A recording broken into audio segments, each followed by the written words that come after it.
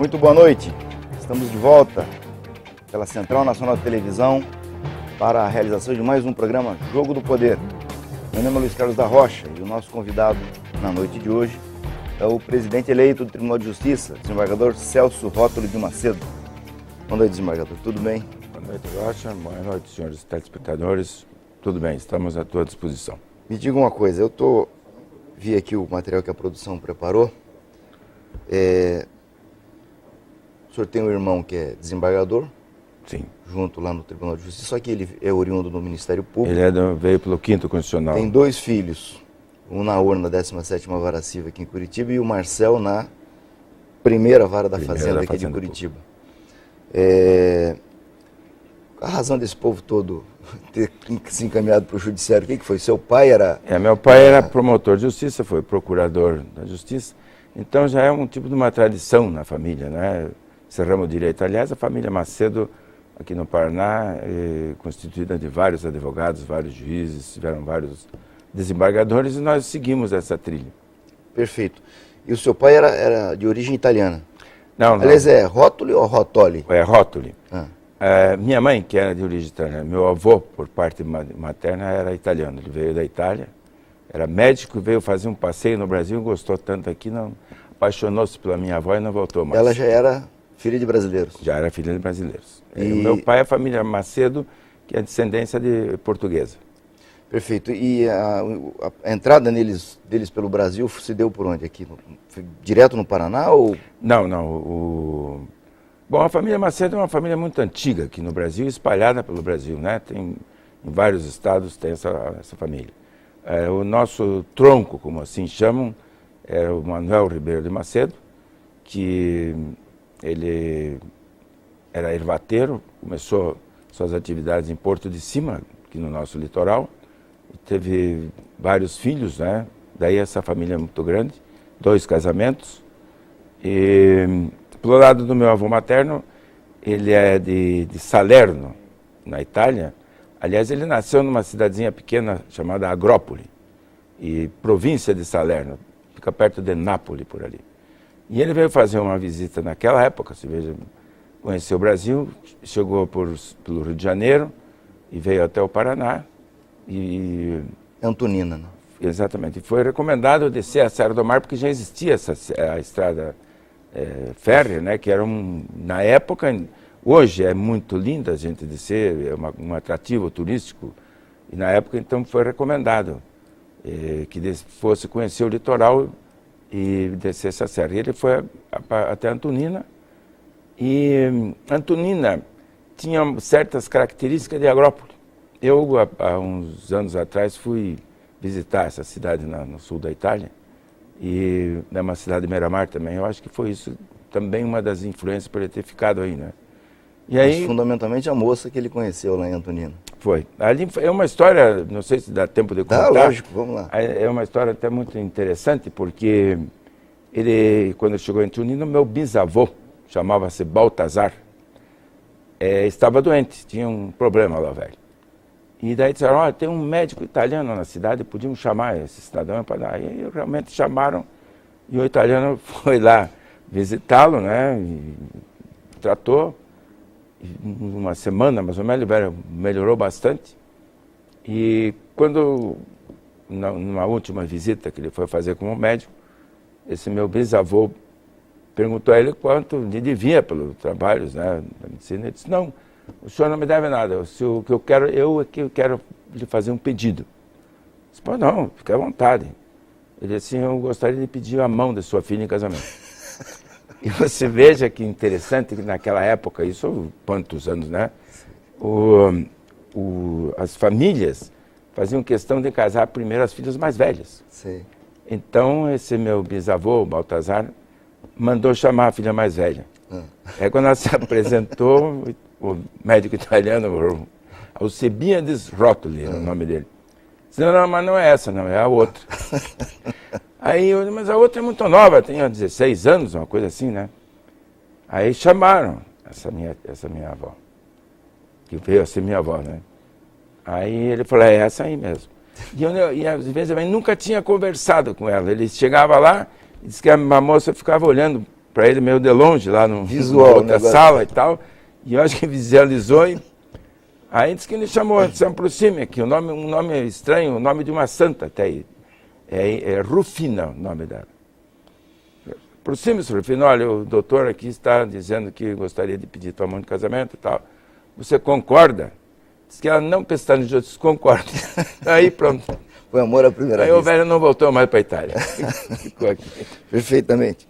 Bom, nós tivemos aí a sua eleição, né? A posse vai ser logo à frente, e eu entrevistei esses dias atrás aqui, não faz tanto tempo assim, o presidente atual do tribunal, falamos aqui muito sobre os problemas do judiciário, e teve uma declaração sua há dias atrás que provocou uma certa polêmica. Inclusive a revista Isto É registrou em torno da questão da construção do aumento, né, do tamanho do prédio do Tribunal de Justiça aqui em Curitiba. Seria, na verdade, a construção de um novo prédio. Não mais aquela ideia de construir em cima do prédio antigo. Não, porque o prédio antigo, que é o Palácio da Justiça, para quem conhece a história do Centro Cívico, ele foi construído para abrigar secretarias de Estado. E o projeto inicial era com 30 andares ou 33 andares. Eu até tenho uma foto da maquete, é um prédio muito grande, mas acontece que o terreno ali do Centro Cívico era um terreno, como dizem, realmente era um banhado. Era um banhado. Então, as fundações do prédio também não foram suficientes. E quando ele atingiu o 10º andar, os engenheiros constataram que seria perigoso continuar. E resolveram parar por ali, não é? E então, nessa conotação, o governo da época, que era o Bento Munhoz da Rocha, negociou com o tribunal que o Tribunal de Justiça ia ser construído do lado onde tem o prédio do Tribunal do Júri, do outro lado da praça, e onde seria mais ou menos construído o Fórum de Curitiba, que hoje foi negociado com o governo e virou o Palácio das Araucárias. Então, o tribunal aceitou se instalar naquele prédio, com uma condição que o governo impôs, que um dos andares seria instalada a Procuradoria-Geral da Justiça. E foi instalado no 6º andar. Então, aquele 6º andar, porque tem uma polêmica grande, tem pessoas que dizem, mas a Procuradoria já tem uma sede, hoje tem uma sede própria, né, numa daqueles prédios que foram secretarias de Estado também, atrás do Palácio Iguaçu. E por que não saiu a Procuradoria? A Procuradoria é dona daquele andar. É dona do andar. Então, tem gente que não sabe disso e dão uns palpites errados. Então, ali a Procuradoria não está ali de favor, não. A Procuradoria está ali porque aquele 6º andar é da Procuradoria.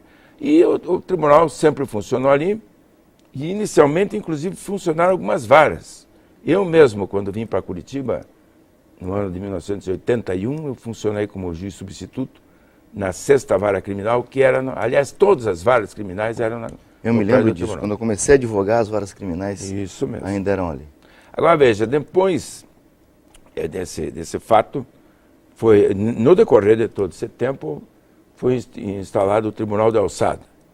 O Tribunal de Alçada, não me recordo bem o ano que foi instalado, foi por volta de 1971, 72. Ficou muito tempo no 8º e no 9º andar do Exatamente. Esse tribunal foi criado pelo desembargador Alceste Sergibano de Macedo aqui no Paraná. E ele funcionava exatamente no 8º e 9º andar do prédio. Funcionou durante vários anos. A competência do Tribunal da Alçada foi aumentando muito, o número de juízes também foi aumentando. Por último, o Tribunal da Alçada tinha 70 juízes. Na minha época de Tribunal da Alçada, quando eu fui para lá, foi aumentado, inclusive, o número de juízes para 50. Eu tive a honra de ser vice-presidente e presidente do Tribunal da Alçada. Aliás, um tribunal que cumpria o seu papel de forma brilhante e dignificante. Agora, na verdade, o que acontecia é que o Tribunal de Justiça, conforme o volume ia crescendo, eles aumentavam a competência do Tribunal de Alçada. E a gente, juiz da alçada, ficava meio chateado com isso, mas não tinha como recusar, porque o Tribunal de Justiça era o poder judiciário na sua, vamos dizer, sua essência, não é? Então eles iam aumentando a competência e no fim iam criando mais cargos e culminou que o 8º e o 9º andar também não davam mais vazão e não conseguia abrigar todos os juízes. Daí surgiu a necessidade de locação daquele prédio que tem na Mauá. Desembargador, vamos interromper um pouquinho que eu tenho que chamar um intervalo, em seguida a gente esgota esse assunto aqui. Certo. Nós vamos a um breve intervalo e retornamos em seguida. Se você quiser mandar alguma sugestão para o Jogo do Poder, poderá fazê-lo através do portal da CNT, www.cnt.com.br, ou pelo blog do programa, jogodopoderparaná.blogspot.com. Não saia daí que eu retorno em seguida.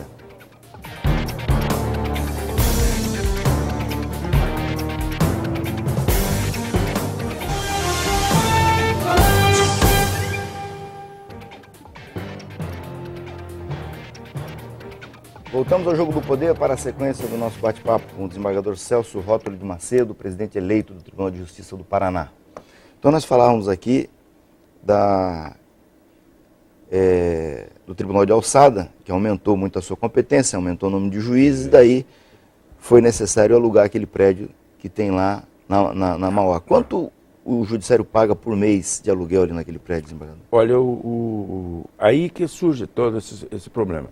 Porque o judiciário paga em torno, eu não posso dizer exatamente, porque eu não faço parte da gestão atual, não sei assim o número exato, mas em torno de 180 a 200 mil reais por mês. Coisa de 2,5 milhões ano. Porque lá, porque quando funcionava o Tribunal de Alçada, era o tribunal inteiro que funcionava lá com os 70 juízes.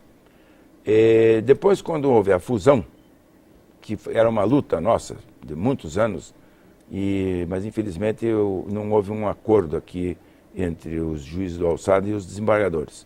E essa fusão só aconteceu com a emenda condicional de 2004, a emenda 45. Né? Bom, aí, como houve essa fusão, e nessa época, que já estava mais ou menos bem encaminhado o processo da unificação dos tribunais, não só aqui no Paraná, como São Paulo e Minas Gerais. Aliás, me permita dizer o seguinte, eu pessoalmente acho que essa mudança do Tribunal de Alçada para o prédio da Mauá foi uma medida acertada, na minha opinião, necessária também na época. Foi. E essa medida, ela deu ao Tribunal de Alçada uma visibilidade que até então ele não tinha, porque ele ficava ali dentro daquele prédio ficava muito exprimido ali dentro. E fortaleceu a instituição na luta pela fusão. Fortaleceu, sim. Porque no prédio do Palácio da Justiça, quando ele funcionava ali no 8º e 9º andar, não me lembro se você se recorda, os gabinetes eram muito acanhados. Tinha gabinete que ficava no meio do corredor, que não tinha janela, não tinha uma ventilação para fora, porque aquilo foi uma divisão feita para... Era um improviso. Cabeu os 70, aliás, eram 50 juízes, depois aumentou para 70. Mas aí, veja, nessa época iniciou-se o prédio do anexo do tribunal. E esse prédio foi feito para 56 ou 58 gabinetes. Porque na época os desembargadores do Tribunal de Justiça não acreditavam muito nessa fusão, que já havia sido realizada no Rio Grande do Sul. É importante registrar que a maioria deles era contra a fusão. Completamente contra a fusão. E a fusão foi realizada no Rio Grande do Sul, que aliás é um estado pioneiro quase em tudo. Né? Temos que tirar o chapéu para os gaúchos, porque eles são empreendedores e são sempre pioneiros nessas inovações. E inovação sempre causa um certo medo das pessoas. Será que vai dar certo ou não vai dar? Nisso os gaúchos têm essa iniciativa. Então houve a fusão por iniciativa do Tribunal do Rio Grande do Sul e de iniciativa do Tribunal do Rio de Janeiro. E eram 5 tribunais de alçada que existiam no país. Daí o Paraná, São Paulo e Minas, que resistiram, os desembargadores, resistiram até o último momento para não sair essa fusão. Bom, foi construído o prédio anexo e sem os desembargadores levarem muito a sério a fusão. Por isso que foi um prédio construído para 56 ou 58 gabinetes. Com a fusão, o tribunal passou a ter 120. Agora, essa fusão, na sua avaliação hoje, né, desembargador experiente, homem que dedicou a vida à magistratura, qual é a sua avaliação Qual o resultado que se tem dessa fusão? Ela foi uma coisa positiva, na sua opinião? Foi muito positiva, porque, inclusive, o que acontecia na época dos dois tribunais, como eu já comentei anteriormente, o Tribunal de Justiça, de acordo com o aumento do volume de trabalho, eles aumentavam a competência do Tribunal de Alçada. Chegou a uma época que o Tribunal de Alçada, sem exagero nenhum, julgava 70% dos processos em grau de recurso no Paraná, enquanto o Tribunal de Justiça 30%, 32% por aí. Com a fusão, houve... Aliás, eu quando fui presidente do Tribunal de Alçada, eu propus, e o Tribunal aceitou, acolheu e aprovou, a especialização das câmaras. Começou no Tribunal de Alçada. O Tribunal de Justiça não tinha especialização, era um tribunal menor e tinha uma diferenciação entre o civil e o crime. Eram 3 ou 4 câmaras criminais e os demais eram cíveis. Quando houve a unificação, o Tribunal de Alçada trouxe essa inovação e só isso já foi um grande passo, porque o Tribunal de Justiça aí, proporcionou a especialização das câmaras, que veio facilitar o julgamento, porque aí cada câmara tem a sua especialidade, que facilitou a vida dos desembargadores e deu maior produtividade ao Tribunal de Justiça. Agora, em função dessa fusão, nós passamos a ter, saímos de 50 ou 40 desembargadores que tinham o Tribunal de Justiça, não me lembro exatamente o número. Tinha 50 nós fomos 70 do Alçada. Então nós fomos a 120 desembargadores, 120. Mais 20 juízes substitutos de segundo grau, que estão trabalhando lá regularmente, cotidianamente. Então são 140. Né? Por aí. Eu acho que dá mais, hoje dá mais. E esse prédio do anexo que foi construído novo, só cabia 56. 56. Aí, veja, o Tribunal de Alçada, que pagava aluguel, continuou pagando aluguel, evidentemente, o Poder Judiciário, e passou a abrigar os novos desembargadores. Lá tem em torno de entre 50 e 60 desembargadores lá no prédio da Mauá e alguns juízes substitutos. E isso, então, traz uma despesa, que você já acabou de dizer aí, e mais ainda, é problema de locomoção. Os desembargadores têm que, pelo menos 2 vezes por semana, ser deslocado ao prédio do Alçada ao anexo do Tribunal de Justiça, que são as sessões. Não só os desembargadores, mas os processos. Os processos, exatamente. Ficar transitando entre um prédio e outro. E tudo isso. E, na verdade, quer dizer, é uma despesa grande que existe. E por isso, então, eu falei, não como prioridade, mas eu acho que tem que haver uma melhor colocação desses desembargadores, porque existe...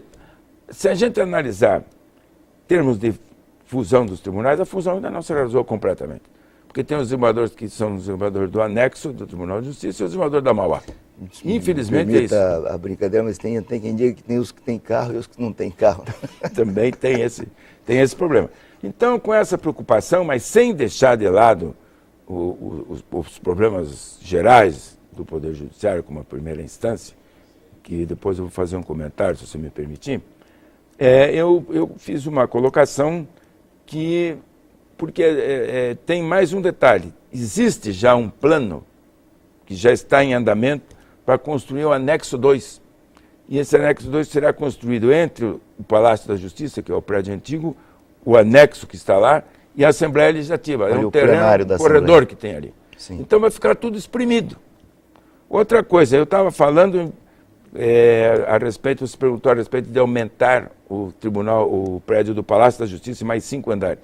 Se naquela época parou no 10º andar, botar mais 5 andares em cima, eu acho que até é temerário. E outra coisa, para você fazer essa reforma, vai ter que esvaziar aquele prédio, vai causar um transtorno. E reforma não é uma boa medida. Exatamente. Né? E para fazer um segundo anexo, que vai ficar apertado, vai tirar visibilidade. Nós moramos numa cidade maravilhosa, mas que é muito fria durante o inverno. Se imagine mais um prédio tapando luz para... Vai virar uma geladeira, os 3 ali. Então, a ideia aí seria construir um terceiro prédio. A ideia seria construir um terceiro prédio, ao invés de construir esse anexo 2, no terreno em frente ao tribunal, onde hoje funcionam as varas da família. Aquele quarteirão inteiro hoje pertence ao tribunal. Era o prédio da LBA. Era o prédio da LBA, que foi cedido em comodato, depois aquela parte foi cedida definitivamente, e o tribunal, no decorrer dos anos, foi comprando os terrenos, as casas que tem em volta, e o quarteirão inteiro ficou. Então eu acho muito mais racional e até econômico, em vez de construir um segundo anexo e botar um amontoado, porque veja bem, esse segundo anexo, ele vai ter que ser mais ou menos proporcional ao anexo que existe hoje. Quer dizer, hoje tem 56 gabinetes, vamos fazer um anexo 2 com 60 e pouco. Daqui 5 anos, precisa mais 10 desembargadores, vão ter que alugar um outro prédio fora, porque lá não vai caber. Vem outro anexo. Vem outro. Então, aí no caso, a minha ideia é de não construir, porque não dá tempo. O meu mandato é um mandato curto, de 6 meses, um mandato tampão chamado, né? E eu pretendo, pelo menos, iniciar e, se for possível, concluir o projeto do prédio. Perfeito. Porque isso vai facilitar as coisas para diante, onde esse prédio vai ter estrutura, inclusive para ser aumentado, coisa que eu valha, para abrigar quantos desembargadores necessários forem. Perfeito. Mas visando, inclusive, essa economia, porque eu acho um desperdício muito grande você pagar quase 2 milhões ou 2 milhões por ano, sendo que você tem um terreno que você pode dar essa continuidade. Muito bem. Eu acho a ideia boa e vou ter que chamar mais um intervalo para a sequência da nossa conversa. Então, se você quiser mandar alguma sugestão para o Jogo do Poder, poderá fazê-lo através do portal da CNT, www.cnt.com.br ou pelo blog do programa, jogodopoderparaná.blogspot.com. Não sai daí que eu retorno em seguida.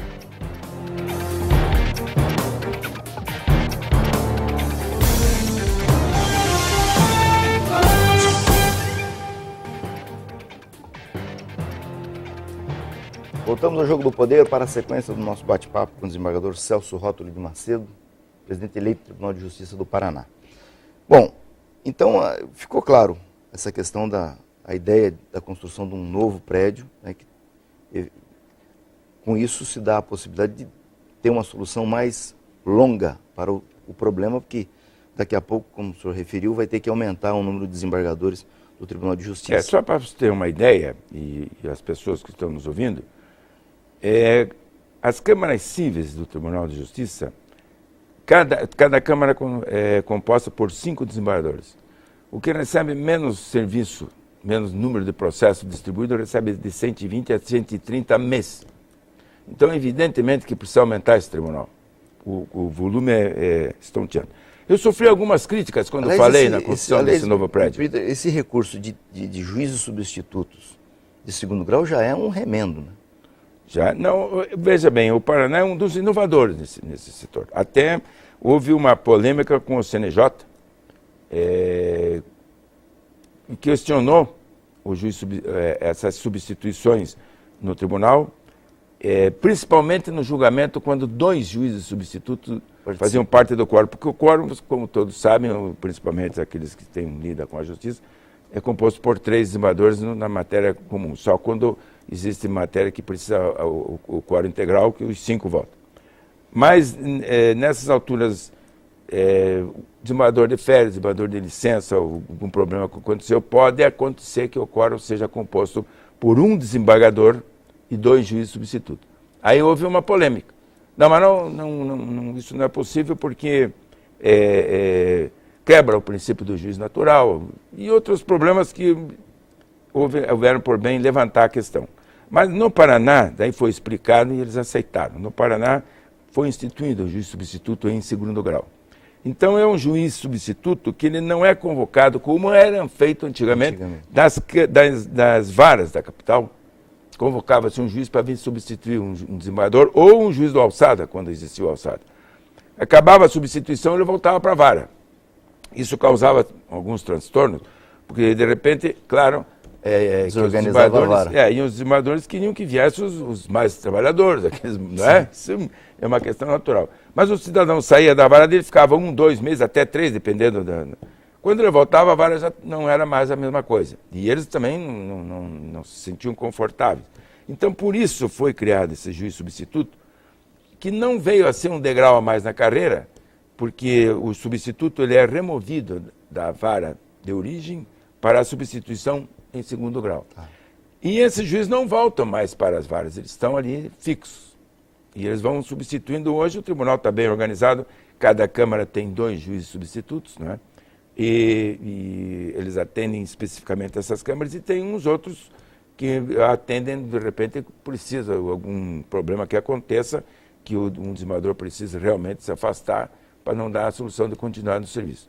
Então, eu acho que nesse ponto o tribunal está muito bem estruturado com esses juízes substitutos. Agora, evidentemente que tudo meio apertado. Muitos desses substitutos e alguns desembargadores ainda têm gabinetes no prédio do Palácio da Justiça, o prédio antigo. Eu conheço alguns que preferem, inclusive, trabalhar em casa. Porque lá na Mauá, você veja, é uma distância para estar se deslocando, o processo está se deslocando, então seria...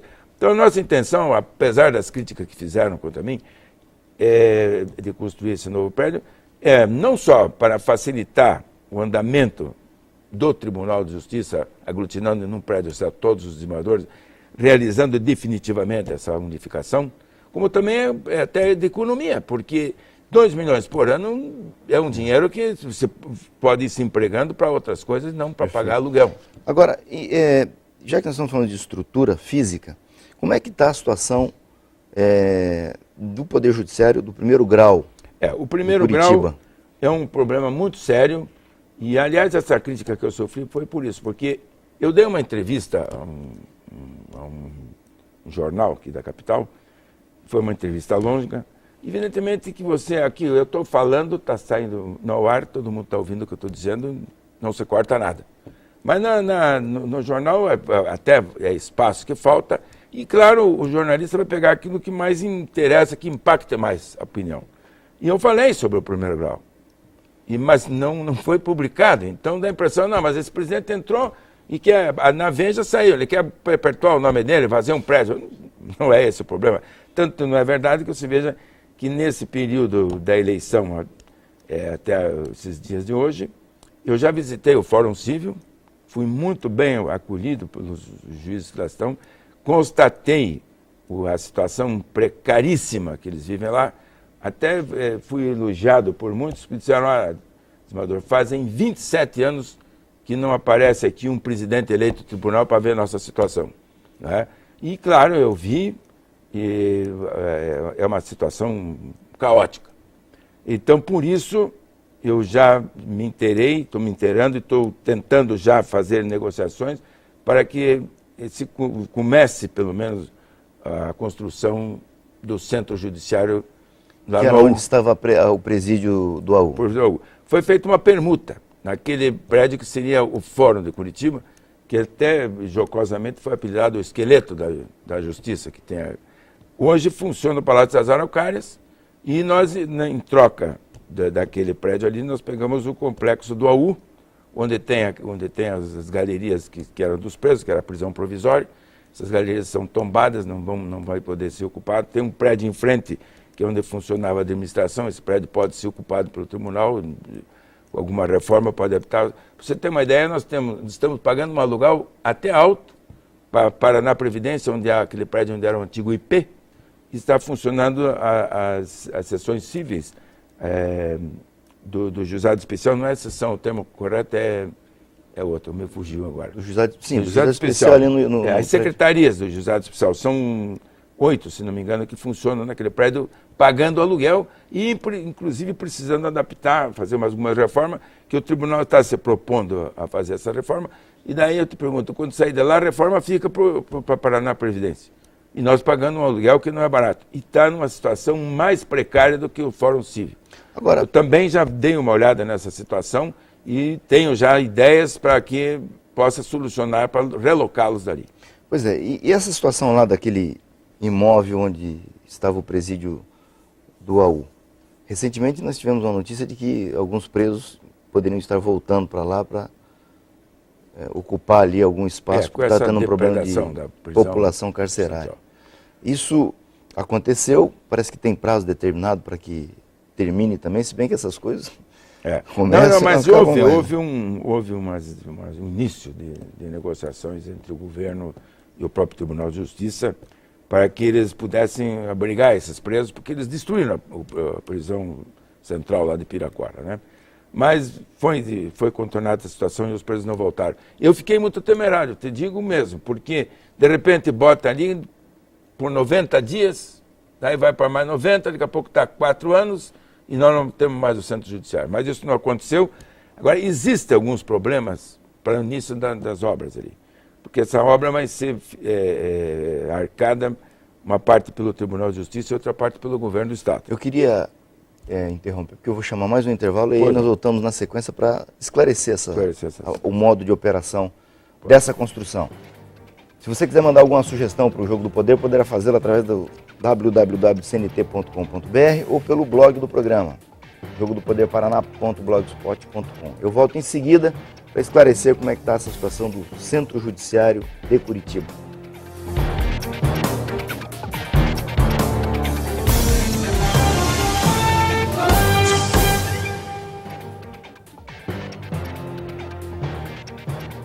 Voltamos ao Jogo do Poder para finalizar a nossa conversa com o presidente eleito do Tribunal de Justiça do Paraná, Celso Rótulo de Macedo. Pois bem, nós estamos começando a falar do Centro Judiciário de Curitiba, que é o prédio onde estava instalada a prisão provisória do AU. Efetivamente, o que está faltando para que se iniciem as obras para a construção do novo Fórum de Curitiba? Bom, eu estive fazendo uma visita, depois da eleição, ao secretário de Obras, Dr. Júlio, e ele me disse que no terreno desse complexo, que será o Centro Judiciário, existem 2 lotes, duas porções ali, 2 lotes grandes que pertencem ao INSS. Isso precisa ser resolvido, pagar o INSS. O tribunal parece que andou perdendo um prazo para fazer esse pagamento, seria 21 milhões por parte do tribunal e mais 21 por parte do governo. Foi isso que o secretário me disse. E o tribunal deixou passar o prazo e agora o INSS quer mais. Está em negociação. E eu perguntei ao secretário, mas não tem uma parte em controvérsia desse terreno que já possa começar pelo menos alguma coisa da obra? Porque para a gente atender essa parte do primeiro grau, que são as varas civis, as varas criminais estão lá onde era o conglomerado Banestado, que pertence ao Itaú, mas é uma área cedida por comodato. De repente, esse comodato vence, tem que entregar. Então, nós temos condição de ter as nossas coisas, acho que temos... Então, o impasse está nisso. Existem já negociações com o INSS para que possa desobstruir e dar início. O projeto está pronto. Falta esse problema do início da obra, porque o primeiro grau precisa de uma atenção melhor. Eu, inclusive, desde a primeira vez que eu me candidatei a presidente, você sabe que foram 3 vezes com essa, né? 2 de insucesso e essa terceira que deu certo.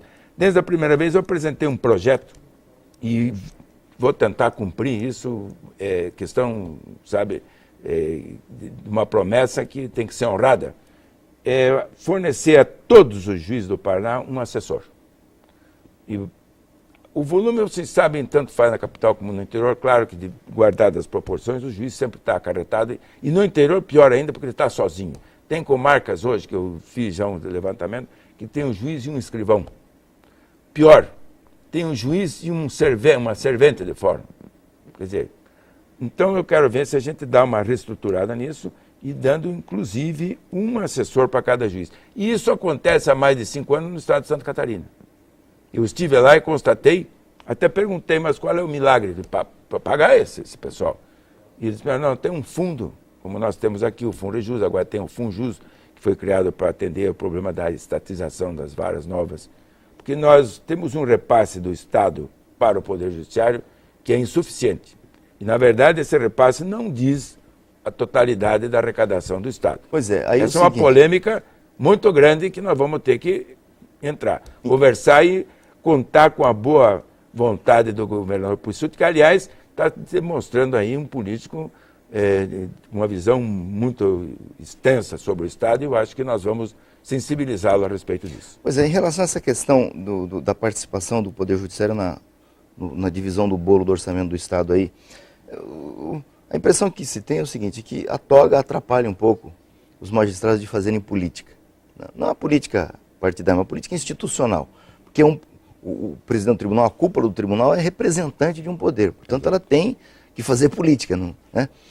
No sentido de obter essas conquistas. Isso fica sem a impressão de que o pessoal não tem aquele traquejo, aquela disposição de fazer política que teria que ter para obter esse tipo de esses direitos aí do tribunal. Não, mas isso é uma realidade. O juiz em si, ele tem aquela formação desde o início da carreira, e aqueles que entram pelo quinto se enquadram nisso também. Porque tem os advogados e tem os membros do Ministério Público que se iniciam, tem uma visão um pouco diferente. Aliás, esse quinto foi instituído exatamente para fazer uma mescla de pensamentos, de posições, tomada de posições. Agora, na verdade, você falou uma coisa que é o ponto nodal da história, a toga, porque tem presidentes de tribunais, tribunais não só do nosso, digo no Brasil inteiro, mas o nosso.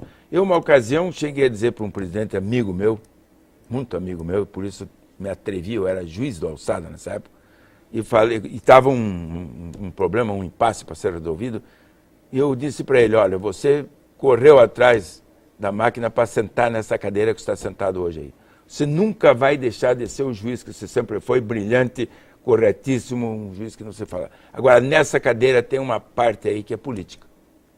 E você vai ter que ter esse jogo de cintura, não fazer nada que vá comprometer a instituição e o teu bom nome, mas você tem que tomar algumas decisões políticas, porque senão você não governa esse tribunal. Veja quando governa é o Poder Judiciário. A quantidade de críticas que fizeram ao ministro Gilmar Mendes, porque ele falava demais, né? Falava fora dos autos, né? Então, a própria sociedade reprime, né? Reprime um pouco. Eles, tem essa conotação do juiz, aquela figura impoluta, aquela figura que tem que ser... aliás, houve-se muito comentário, a justiça tem que chegar no povo, e tem. O juiz tem que chegar, tem que ser mais aberto. Tem que chegar, eu até concordo com isso. Eu até acho que o Tribunal de Justiça, periodicamente, deve vir a público, deve vir à imprensa, e mostrar como é que está funcionando, certos casos polêmicos, mostrar, porque a população não sabe nada sobre o Poder Judiciário, então, já estão encastelados lá. Então precisa um pouco disso. Agora, também o que não pode acontecer é o juiz chegar e ir num boteco beber com as pessoas e tal, de repente vai dizer, aquele lá enche a cara do bar, como é que eu vou confiar para botar meu patrimônio, botar minha liberdade na mão de um homem desse? Então o juiz tem que ser, acima de tudo, austero, sem ser uma pessoa inatacável, tem que continuar mais inacessível. Claro que agora tem que manter certas condições, porque senão o nome da justiça é que fica mais... Presidente, me diga uma coisa, esse convênio que foi assinado recentemente aí para prover a população pobre de assistência judiciária, na sua opinião, isso poderá redundar na solução do problema? Olha, eu acredito que essa questão da assistência judiciária ela é precária, né? Eu acho que um aumento, inclusive fala-se em fazer concurso para que os advogados obtenham a Defensoria Pública. Defensoria Pública remunerada, porque também não é justo. Eu me lembro, principalmente no interior, a gente conhecia todos os advogados das comarcas e muitos deles abnegados. Era tal denominação dativo, defensor dativo. E aceitavam e faziam júri, faziam defesa de algum patrimônio que o cidadão tinha, vamos dizer, um pedaço de terra ali, ou tinha um imóvel, mas não tinha dinheiro para custear nada. Então esses advogados, verdadeiros abnegados, se propõem, e até hoje se propõem, eu acho que nada mais justo do que fazer uma defensoria oficializada, que eles também têm a sua parte financeira. Presidente, eu quero agradecer a sua vinda aqui no programa, uma honra recebê-lo aqui, a televisão também se sentiu muito honrada. Espero poder, depois que o senhor assumir, marcarmos uma nova conversa, porque isso já vai estar dentro da máquina, conhecendo como é que ela está e pode nos prestar mais esclarecimentos. Muito obrigado. Eu é que agradeço essa oportunidade que vocês estão dando, não a mim, ao Poder Judiciário, de vir contar algumas coisas, alguns detalhes do Poder Judiciário, sempre estarei à disposição e agradeço mais uma vez o teu convite. Esse teu programa que tem uma audição, aliás, agora me foge o termo da televisão, audiência da televisão muito grande, e que abre o Poder Judiciário ao que a população tome conhecimento mais como funciona isso. Muito obrigado e estarei sempre à disposição. Até a próxima. Até a próxima. E você que nos honrou com a sua atenção, até no finalzinho desse domingo, muito obrigado. Nós vamos voltar no domingo que vem, no mesmo horário. Então, uma grande semana, felicidades, boa sorte, até lá.